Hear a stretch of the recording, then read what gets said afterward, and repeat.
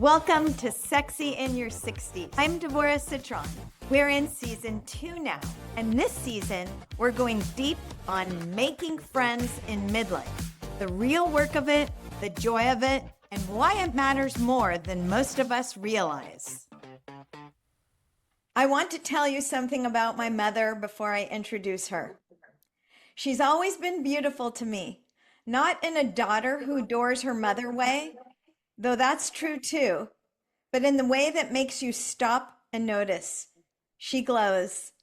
She has this warmth and enthusiasm and magnetism that draws people in. She always has. And I have had a gift that I don't take lightly.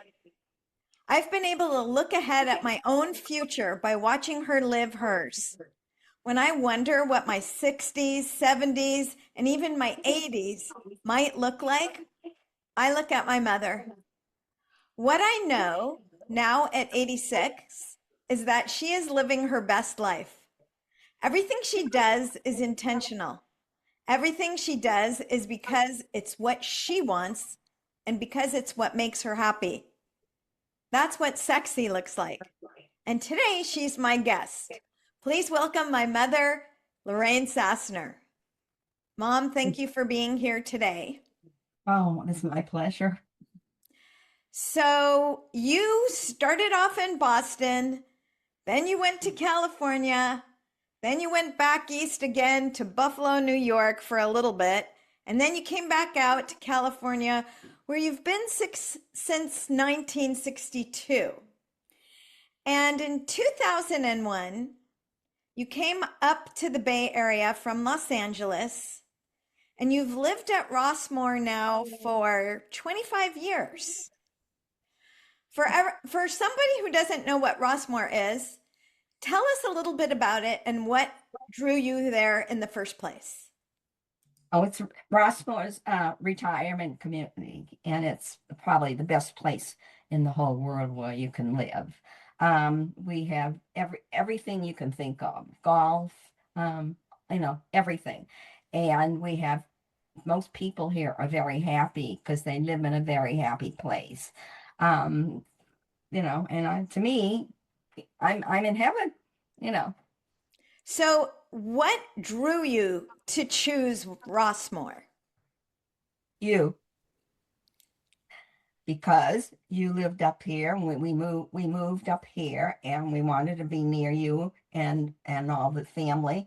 And you're the one actually who suggested that we go look in Rossmoor, which was the best suggestion ever.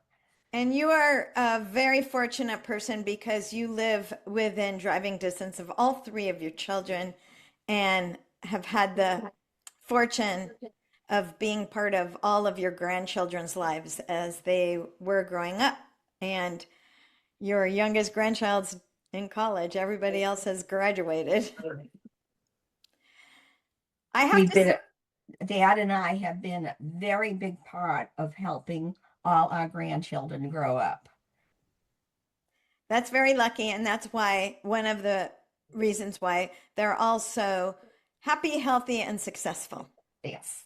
So if you can't tell right now, one of the things I need to point out at the beginning about Lorraine Sasner is her favorite color, which is purple. So when anybody asks me about my mom living in Rossmoor, I say, she's the lady with the purple hair. One of the themes today is going to be about befriending yourself. And I wondered if you could start off by sharing, why is your hair purple? Why is my hair purple? Well, when I saw somebody with purple hair years ago, she was in Safeway, and I looked at it and I thought, God, would I love to do that? So then I started doing it, and I can't live without it now because I go into Safeway and everybody stops and hugs me and talks to me. You can never be lonely with purple hair. I love that slogan. You can never be lonely with purple hair. Purple hair. And it sounds like it's a part of what makes you happy. It's my life. It's a part of my life. That's what it is. I mean, And like, other women will get excited about it and everything, but the husbands, the men, even get more excited about it. And then they look at me and they go, "Oh my God, you're matching. Your clothes are matching. Your shoes are matching." I mean, everybody appreciates it. This is fun. This is a lot of fun. it brings you great joy. That's awesome. Yes, yes. So I start, what's really important in this podcast, Sexy in Your 60s, is to root what we're talking about in science. And we know that the evidence-based insights on health, healthy aging, and longevity consistently point to three things: movement, connection, and purpose. And I know you have all three built into your daily life. So I wonder if you can talk about that a little bit. Did you design it that way? Did it evolve organically? Movement, purpose, and connection. Okay, so did I design it this way? Um, I have a bad back, which, same thing you had the operation for, except that I decided I was too old to have the operation and I didn't want to take a chance. And so I wanted to continue with what I was doing in a very careful way. So I was golfing every day and I decided I want to still golf, even though my back hurts after I golf a little. But I just golf a couple of holes. And when I go out with someone, I golf every other hole. I don't golf more than 4 holes if I'm with anybody. And so I plan that. In other words, I'm not going to give up golf because of my back. I'm going to enjoy it because that's what I enjoy. I enjoy seeing the people out there. It's like my playground right now. My grandkids, when they're around, they'll golf with me. Now you're starting to come over and spend some time with me on the golf course, and hopefully someday you'll take lessons. Me too. I'm getting Yeah, ready for it. I'm good. doing my strength training for it. Okay. What? How does golf help support connection for you? Uh, I I I meet people. I talk to people. Um, Most of the people down there, I'm friendly with them. I have one lady who I golf with every Tuesday that I met there, which is just wonderful. The two of us together have a wonderful time. I can't think of doing anything else. I mean, I'm not one to go to a meeting. I'm not one to play cards. This is what I am doing, and this is what I enjoy. Because of my back, I can't go do walks like I used to years ago. I used to walk, walk, and walk. Now that part's over. I'm just very careful when I walk. So yeah, that's my place. So your golf gives you purpose, connection, and movement. And you're outside when you're doing it. You're getting fresh air. And if for anybody who hasn't been to Rossmoor, it's surrounding a beautiful golf courses, and there's so much greenery. It's just a beautiful environment. So you get that green space living too, which is really important. Um, I know one thing that's true about you and has been true about you for decades is that you've always been tech savvy. I would say almost ahead of your time. You don't have a college education, even though you did do some college learning, but you were tech savvy early on. Tell us a little bit about that and how it happened. Excellent. So okay, when you're saying tech savvy, is that like when I in my jobs, me in my jobs that Yes, so oh, when you worked at UCLA, you were one of the first people who oh, learned how to use a word processor, and I think right. that you were trained as a secretary, so you are always a very good typist. In fact, you made sure to make sure I had a good typing foundation, which I did, and I do. Um, but you were in a position where you learned to use one of the first iterations of the word processor, which put Mm. you in a very tech savvy position and kept you there. And you are really adept at using digital digital devices. Tell us a little bit about that and what has it opened up for you? Okay. When you say digital device, are you talking about my computer and my iPhone and everything? Well, Yes. it's my communication, it's my life.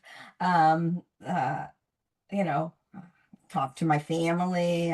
Uh, I like to text the family when I'm doing something. Or I'm golfing. I take pictures. Tell us about your daily picture that you post in the family chat. Tell us about the what? The daily picture that you Oh, post in the oh, family chat. okay. So the daily pictures when I go down to the golf course, I take a picture of myself, a selfie, and I just tell everybody I'm going to go out and golf now. And the reason why I do that, and I have done that, is that I don't want my family to worry about me, and I want them to see what I'm doing today, how good I am doing right now, how well I am. And basically that was the reason I was doing that. Yeah, not because I was whatever showing off. Well, and I know for us it's very reassuring. And in fact, if for some reason you don't post that photo for a few days, then we get worried and call and say, what's going on? No, yeah. Or if I'm on the golf course and I go, oh my God, I forgot to post my photo, which a couple of days ago I did. I said, oh, I gotta go, I have to do it. They have to know what I'm doing, So to me, it's very important, So that's a big part of my life, especially as the iPhone and the texting. I mean, it's ridiculous. Everybody, we're all into it now. So it's like, you know, that's what we do. So you moved to Rossmoor in your very early 60s. You were younger than I am now. Can you remember what surprised you most in the first few years of living there? Oh my gosh, what surprised me most? Um, you know, the first few years of living there, just trying to think. You had your three children, so I was around helping you. Karen just started, and Ricky was still down in Los Angeles. And what surprised me the most, I didn't. Dad took up golfing. We both took up golfing. And then I said to Dad, I says, you know what? I don't think I want to continue with the golf because my grandkids are little and I want to spend more time taking care of them, you know. So he went out, but he loved it so much. So he went out golfing, and then I was available if you needed me to take care of the children. But then I realized one day, I said to Dad, oh, Dvora needs us to do something with the kids today. He go, oh no, no, no, no, I'm golfing. I'm golfing. I can't go. So I looked at him and I go, oh. So then I said to him the next day, well, if that's so, he's, oh, I got to go golf with Tom. Okay. So I said the next day, I said to him, you know what? I want you to give up Tom to golf, and I'm going to be your golfing partner every day. And he was very happy that I said that. And from that day on, the two of us golfed together every day. And we So really enjoyed it. it sounds like you felt like he was having an affair. Oh, definitely. But not with a girl, with a man. So I just want to point out that you took up golf in your very early 60s and dad took up a golf in his early 70s and you both stuck with it almost daily since you moved Daily. there. Yeah. That's what at that point we were retired, and at that point we did everything together. It was just the two of us together. And so that's what he liked to do. So that's what, thank God I enjoyed it too. Yeah. So Dad always took the lead. So dad died 4 years ago, and I want you to share how that changed your life Wow. in a day-to-day sense and in the deeper sense of who you've become since then. Okay. So before Dad died, he had said to me, he he had a whole list of things for me to do before he left me.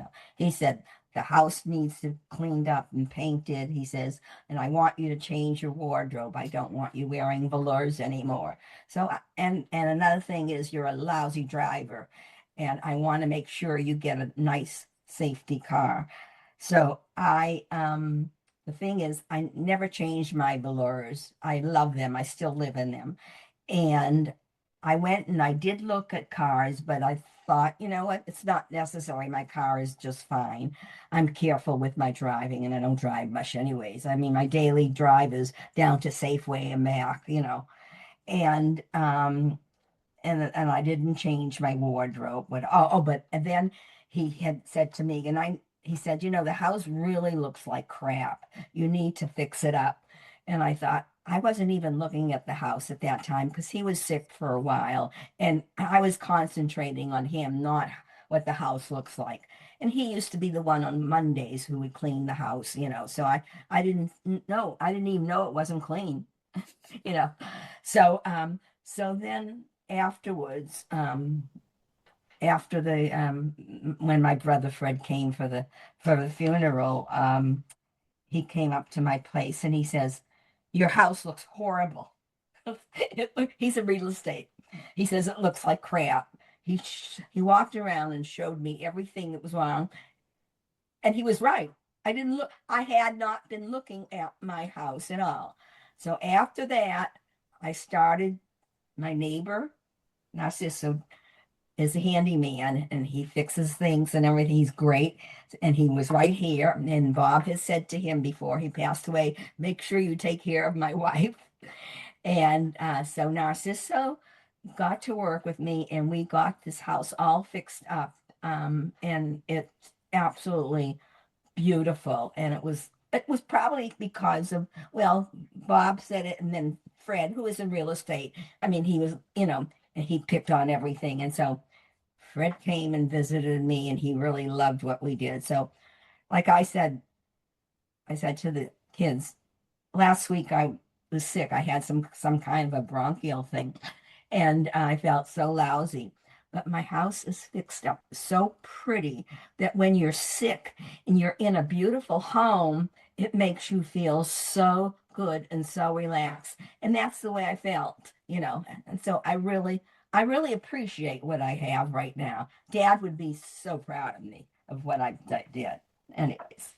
So you took that messaging from Dad and moved forward really to refresh your life, your physical surroundings, which you so appreciate and find joy in. That's so wonderful.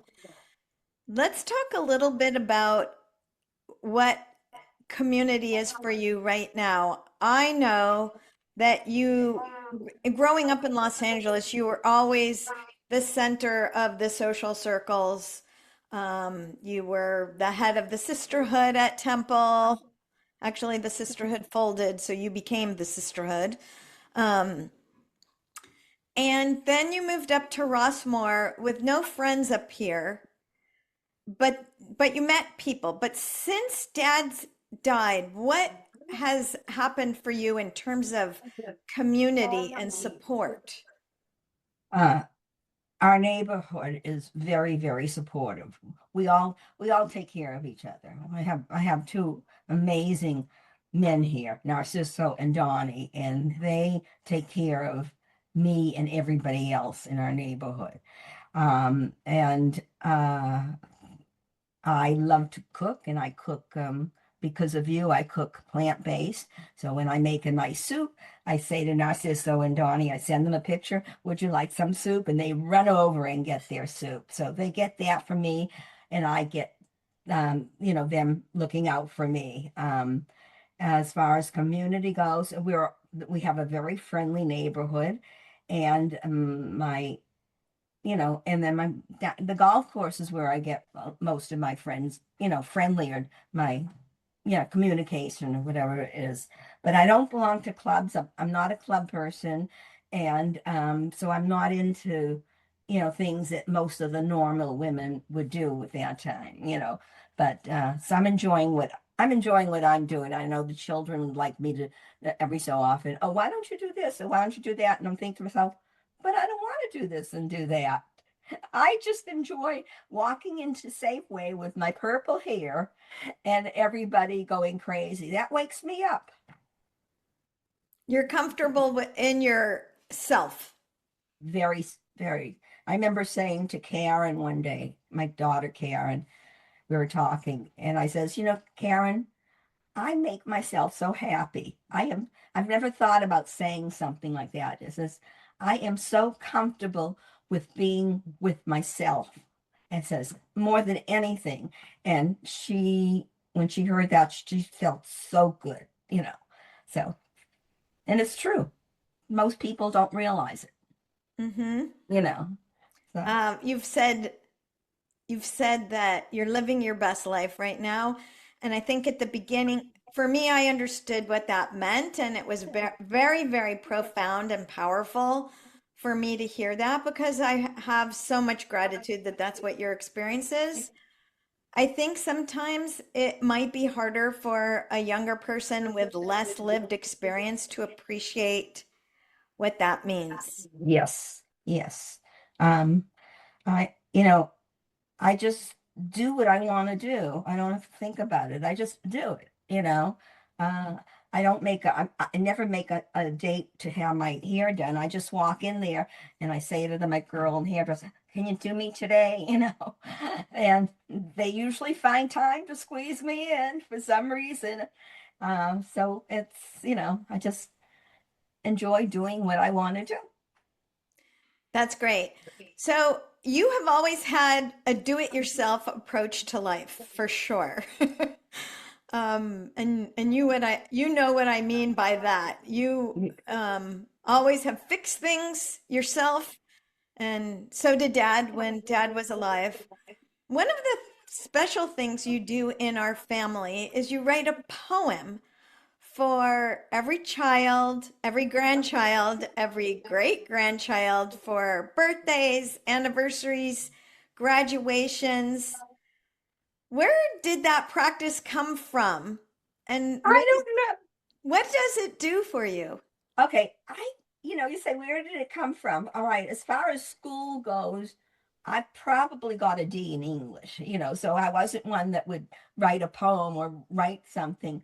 But I think what it did is have not been afraid to say what's inside of me. So whatever I feel inside of me is what comes out in my poem or what comes out when I write a story about somebody. It's like, okay, this is what I'm going to say. And all of a sudden it would just start coming out of me. And I just felt free to do all that. So, speaking of writing, a few years ago, your grandchildren gave you a present, which was a journal book online that came with a daily prompt. I think it was for a whole year, was it? Yes, somebody took it to their house. I don't know who has it. Uh-oh. We Uh, better put that in the family chat and find we out. better find out. Can you tell us what that experience was like and what you discovered about yourself when you did that? Hmm. Okay. It's funny because I have to go back and remember different things in my childhood and I guess and I can't remember all the things. I grew up on the beach in Boston, Revere Beach. I remember that. I always think about what a great childhood that was. We had so much. It was so wonderful when I think about that right now. When I think about when people say they're going to the beach. And you know, I would remember all the special things about my parents. Um, what else? It You know, sounds like it helped you leave a legacy to your children, grandchildren, great grandchildren that you may not otherwise have done. Some people do family interviews or biographies, but it seemed like a nice way to do that. Was there anything you noticed about yourself when you did that? No. I think at that point when I started I think I was more relaxed to do what I wanted to do and say what I wanted to say at that point. Um,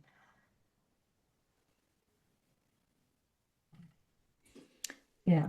So, one of our main themes right now in our discussion is the concept of befriending yourself, which I think you've been describing all along.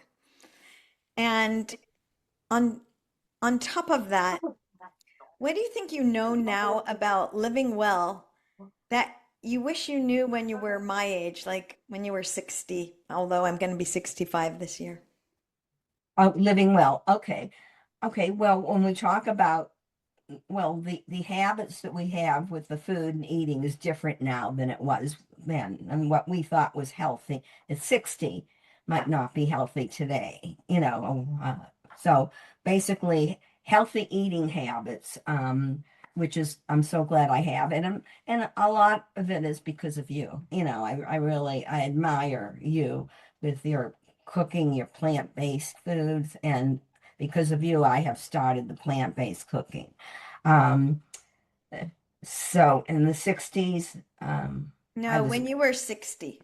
in when I was 60, of course, I didn't have any knee or back trouble then, and so I did a lot of moving around. I did a lot of walking. You know, that was my exercise. Did lots and lots and lots of walking, and you know, if I could walk someplace, I would walk instead of taking my car. So, but that's all different now. Now I have to be very careful with the steps I take. So, you know, and hold on to something. But it's okay because I'm making it all work the right way. Well, in Okay. terms of nutrition, I have to say that I was raised by you with a very healthy, nutritious diet in our family and in our household. Like you said, based on what we knew at the time. And you're still doing this. We were at your house on Sunday, and what's on the counter when we walk in is a platter with all different fresh vegetables cut up and some hummus in the middle. I mean, in the 60s and the 70s, it used to be ranch dressing, but now we know better.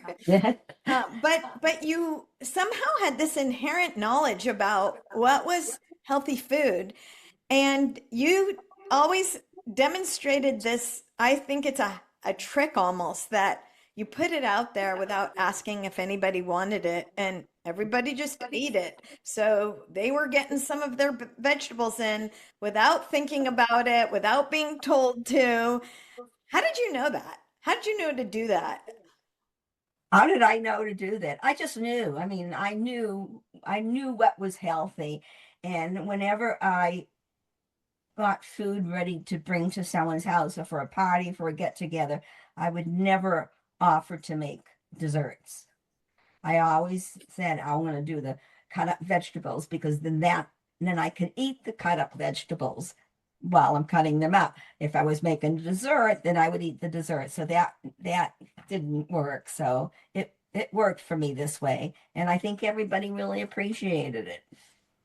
Yes, everybody loves that you bring that when you I'm laughing when you talk about dessert because we really didn't have much dessert growing up in our family. And I remember I used to love to go to other kids' house for play dates because I could have ding dongs or ho-hos because we didn't have that at our house. And then, of course, you never did get to the Sara Lee banana cake because I usually went into the kitchen and ate the whole one up by myself. So I remember those days. Okay, well, there's some things here that we're going to keep secret. That was Dad's favorite cake. I remember I used to kind of pick a little argument with Dad, and then I'd go into the kitchen and I'd go eat the Sara Lee cake from the freezer. And then I came out and I said to him, "It's all your fault that I just ate that." I used to blame Dad when I would do something like that, but I sure enjoyed it.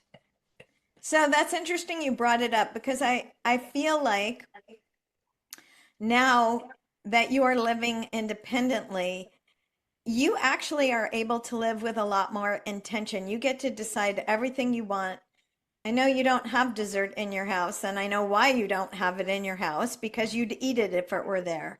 Yes. And so I think that contributes to a lot of why you say you're living your best life because you get to design the life you want. Yes. You're right, because again, when we go back to when you had your successful back surgery, you wanted me to see your doctor.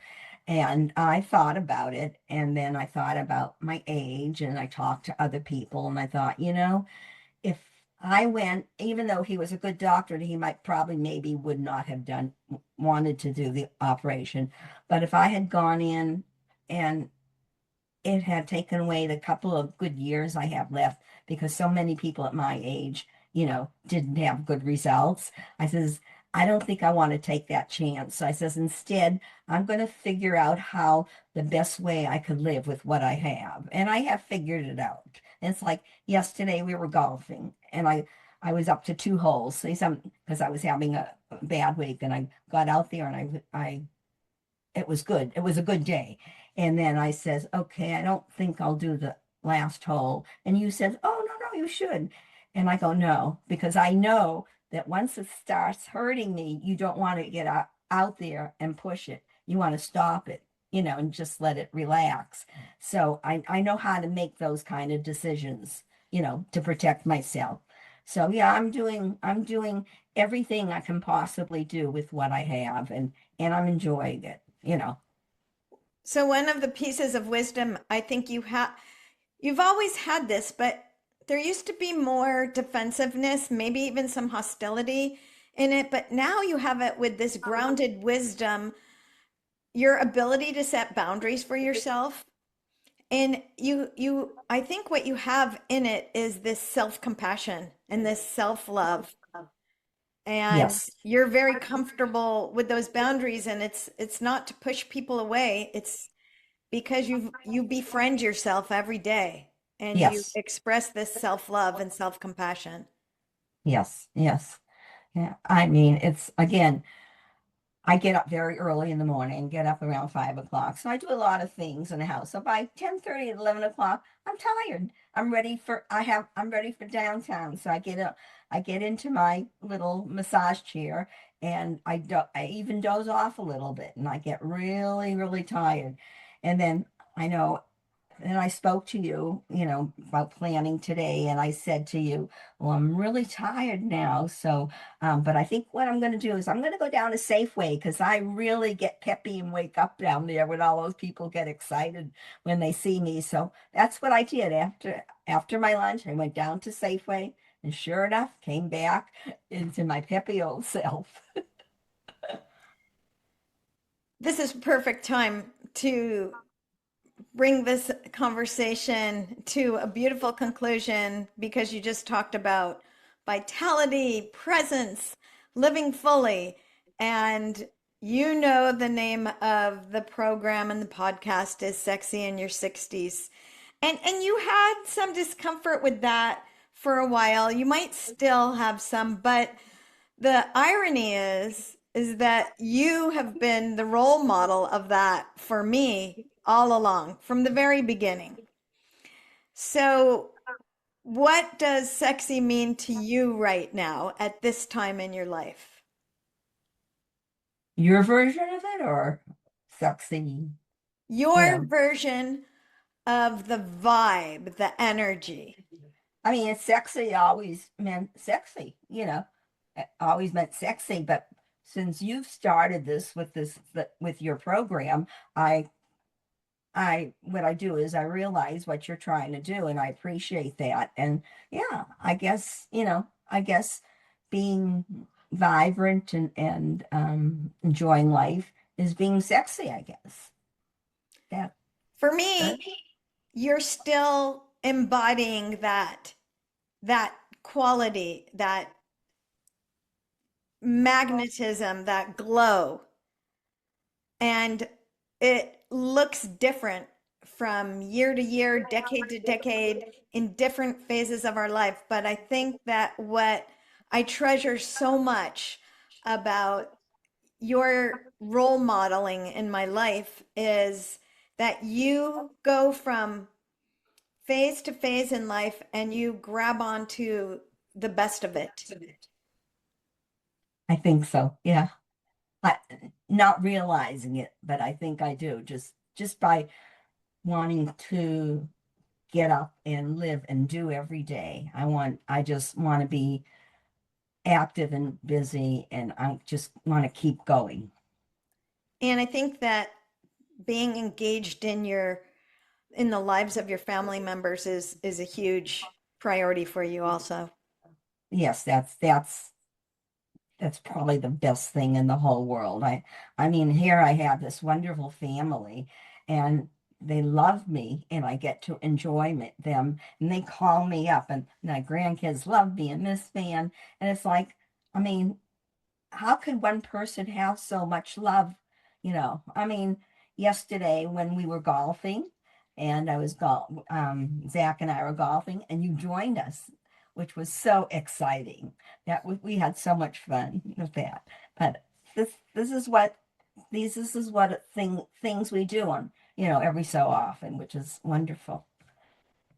Well, Mom, thank you for being a guest on my podcast. I know you weren't one of the very first guests, but I've always been thinking about it because you really have been not just my biggest inspiration in life, but my biggest supporter.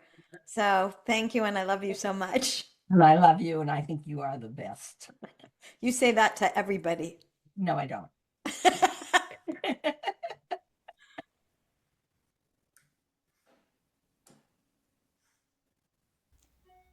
I'm Dvora Citron. This is Sexy in Your 60s. If today's conversation resonated with you, please consider following the podcast, leaving a review, or sharing it with someone who might need it right now. That's how these conversations continue to grow. I would love to stay connected. Come find me at slentplants.com/contact. And if you're curious about the Sexy in Your 60s coaching experience, get on the wait list at sexyinyour60s.com. Until next time, take care of yourself, stay curious, and stay boldly, beautifully sexy exactly as you are.